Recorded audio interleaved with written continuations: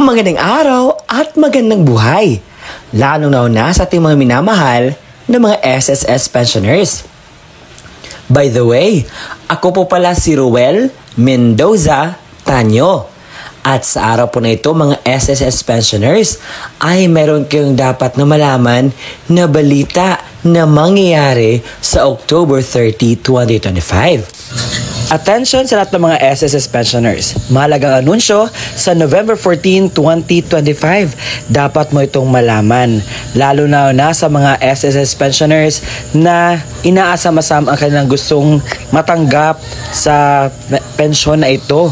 Kaya naman, kung ikaw ay bago pa lang sa aking YouTube channel, huwag kang magdalawang isip na i-subscribe ang aking YouTube channel. At ang dahilan po kung bakit ako nag-upload is gusto ko pong i-inform lahat ng mga senior citizens patungkol po sa mga balitang ganito, na malaman nila ang kanilang payout, malaman nila ang mga update at saka press release sa lahat po ng mga bagay na dapat mong ipaalam sa ating mga senior citizens. Kaya naman, kung ikaw ay ready na pag-uusapan ang bagay na ito at malaman mo kung ano ba ang anunsyo na ibig kong sabihin, ay bell notification mo na.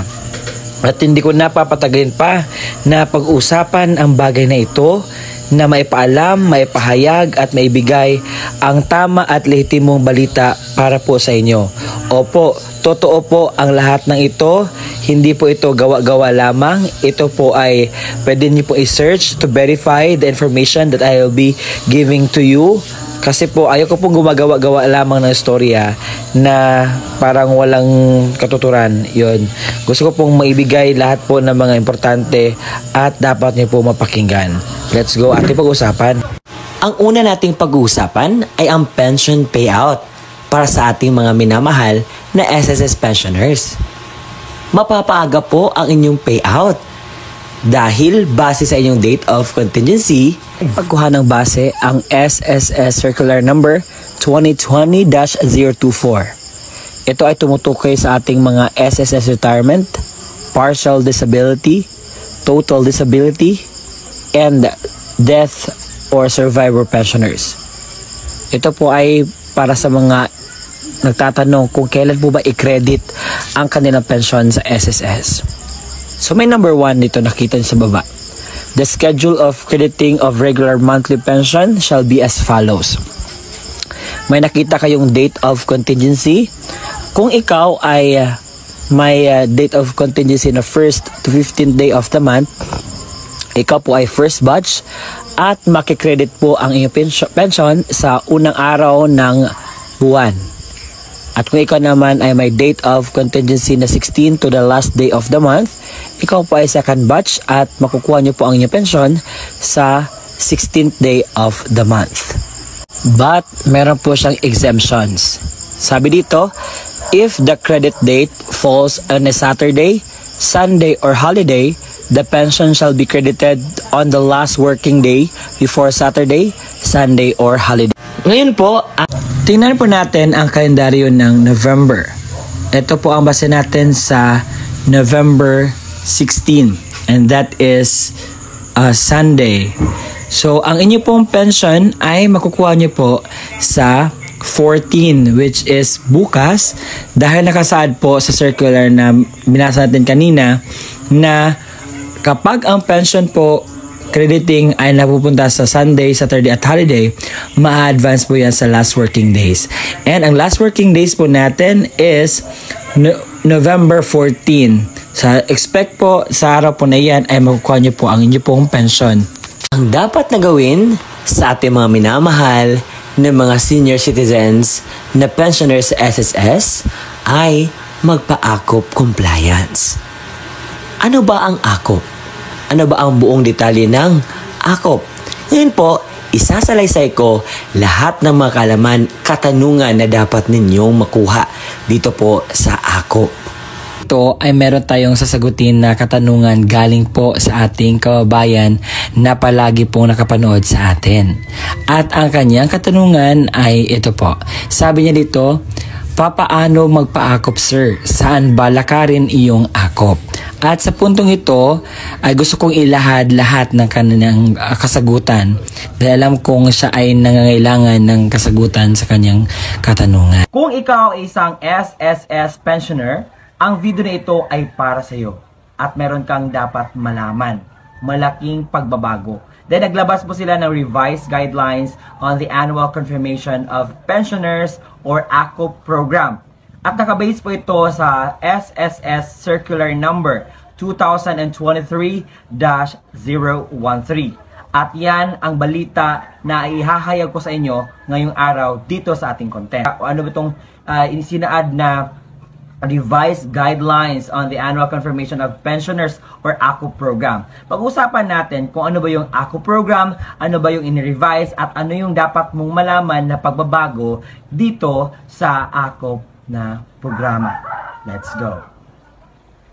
Para sa kalaman ng lahat, ang Annual Confirmation of Pensioners Program ay para sa lahat ng retirees, residing abroad, permanent total disability pensioner, survivor pensioners, dependent, minor or incapacitated child or children and their guardian shall be required to report for the Annual Confirmation of Pensioners Program or ACOP. Ano nga ba ang ibig sabihin ng ACOP? So ito ay para sa lahat ng mga pensioners na kinakailangan nilang mag-report sa SSS para update at ma-ensure na mapanatili at mapatuloy ang kanilang monthly pensions, and subject to their continuing eligibility to the said benefit in accordance sa RA 11100 or Social Security Act of 2018. So kinakailangan gawin nito ng mga pensioner nung nasabi ko kanina. Sino-sino nga ba ang required na mag-report for their ACOP? So unang-una ang mga retirement pensioners residing abroad. Pangalawa, yung total disability pensioners. Pangatlo is yung death or survivor pensioner. And pang-apat is dependent child or children under guardianship. And panglima is retirement pensioner residing in the Philippines who are 80 years old and above. And actually, ito yung isa sa mga ni-revise kasi noon kapag 80 years old ka, exempted ka.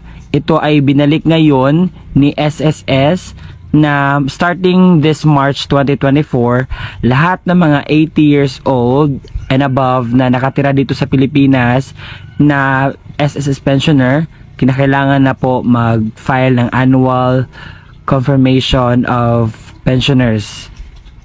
Pero sa mga below 80 dyan, na may some notification si SSS na pwede kayong paanuhin ng ACOP. So in a certain circumstances lang po yan, pero hindi siya required. Kasi nagbe-verify yan si SSS kapag need ka mag-report for ACOP and need ka mag-report sa SSS at mag-notify siya sa inyo, then you need to do it. So kailan ba dapat mag-report kay SSS for ACOP? So every month of birth of the member, retirement of total disability pensioner, deceased member for death and survivor pensioner, member or deceased member for dependent children under guardianship. Yan po yung impormasyon. So, every month birth sa member na nakasaad dito sa so wag niyong kalimutan na nakasaad na dito yung dapat nating malaman o kung kailan ba tayo magre-report sa SSS for ACOP. Baka kayo nagtatanong, sir, pwede po ba kaming mag-advance ng pag-comply para sa ACOP? Yes po, allowed po na mag-comply sa ACOP ng mang-aga 2 months before ang birth month po. Yan po ay nakasaad sa bagong revised na guidelines sa SSS. Paano ba mag-report for ACOP sa SSS? Pwede mag-report with personal appearance and pwede din mag-report without personal appearance. So medyo hindi siya clear, no? So let me elaborate this. Okay, pwede ka pong mag-report through personal appearance. So, ano pong ibig sabihin yan? So, pwede kang pumunta sa pinakamalapit na SSS branch sa inyo and ang tawag po doon is over the counter. Yan po ang unang pwede nating gawin. So, kung hindi ka makapagpunta doon sa mismong area ng SSS branch, pwede po tayo mag-video conferencing. But sa sinabi ng isang personnel ng SSS, meron po silang pilot testing, or ibig sabihin hindi pa lahat ng branches ay pwede nito, but limited pa po yung mga pwedeng video conferencing kasi naka-pilot testing pa nga. And pwede ding without personal appearance. So ang without personal appearance, so hindi kinakailangan yung presensya mo. So pwedeng mail, kaya may makikita kang mailbox sa sa SSS branch, yan, pwedeng ilagay mo lang doon. And also, pwedeng electronic mail, so kagaya ng email, so Gmail, pwede din yun. Pwede kang mag-send ng concerns, or pwede mong isubmit ang report mo for ACOP sa SSS through email. And also, pwede din yung guardian. Example, yung tao mismo ang hindi makapunta sa area kung saan ang SSS branch, pwede namang authorized person, as long as that authorized person is you are fully trust with, no? Yan po ang paano ko po mag-report sa ACOP for SSS. Ngayon ay dadako na tayo kung ano ba yung mga requirements na dapat mong i-prepare para sa ACOP compliance. Una, yung ACOP form, kinakailangan i-filled out mo yun ng tama para mas okay. And also, IDs, kinakailangan. And chest photo. Sir, bakit may ganun? May chest photo. So, ang chest photo is para lang ito sa mga without appearance. So, example, sa email, ito ay kinakailangan talaga. So, ano ba yung gagawin? So, mag-picture lang po na may hawak na magazine or news stroller, yon. Pero kung personal naman pong pupunta doon sa area, di na po kailangan. So ito ay para lang sa mga without personal appearance or hindi makapunta sa area. And also for video conferencing, so ang gagawin lang po ni member is mag-appoint siya ng call and request sa SSS personnel mismo. So ano-ano ba ang mga required information during sa ACOP compliance? So ito po ay dapat nyong bantayan at dapat nyong i-include ng mga informations kasi kinakailangan po ito. So una is SSS number of member or deceased member. Pangalawa is SSS number of surviving spouse and dependent children who are 18 years old and above.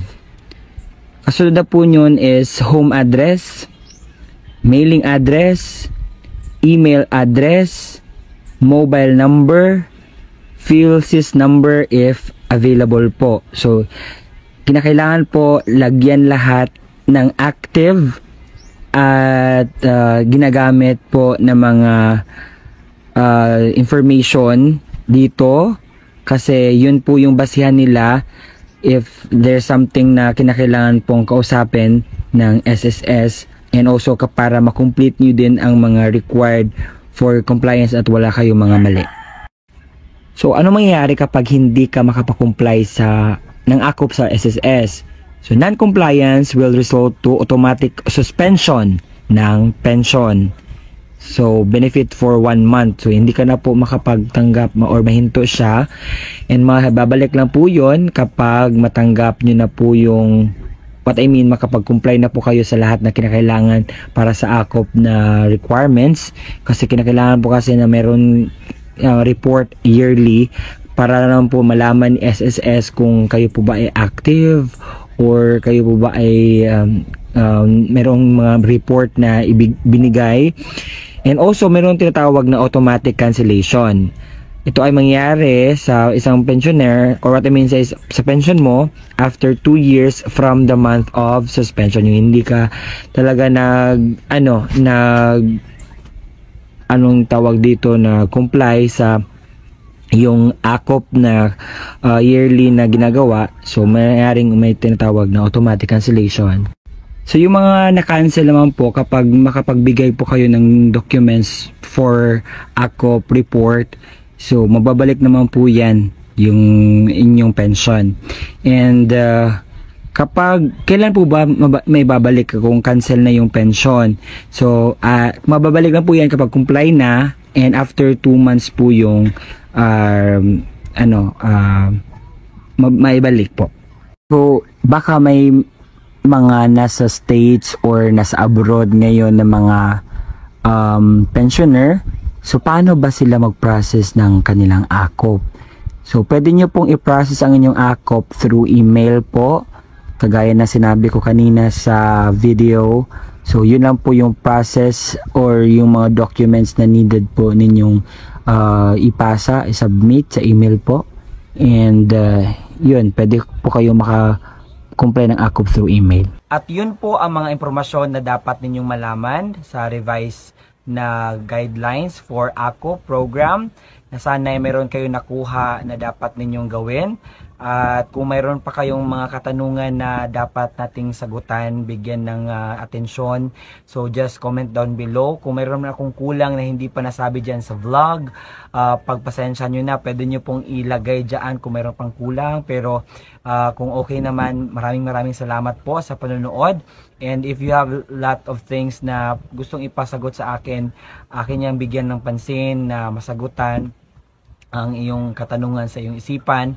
And I hope na yung mga sinabi ko clear sa inyo at nakakatulong, dahil I just want to help po sa mga pensioners, lalo na sa mga SSS pensioner. Kasi nung nakagawa ako ng SSS vlog, kasi marami kasi ang nanood, and marami kasi ang parang yung mga viewers ko ay they're always watching kung ano yung SSS update. So ito is sa mga SSS update na kailangan kong ibigay sa inyo, na nasanay nakapagbigay ako ng tulong. Kasi kapag good news or kinakailangan nating asikasuhin ng mga bagay, I just want to use myself para makapag-send sa inyo ng mga information which is related to that. And salamat sa palagiang pagsuporta at panonood ng aking channel. And it's very hard for me creating the content, no. And actually, I'm not an affiliate of the SSS. Isa lang po talaga ako sa mga nanaliksik sa mga dapat pong impormasyon na mapakinggan ng sambayanan, lalo na sa mga OFW at sa mga pensioners natin dyan. Alam kong they need some information na ganito, and I hope it really helps. So see you again next time sa aking vlog. This is me again, Ruel Misotanyo, and bye bye.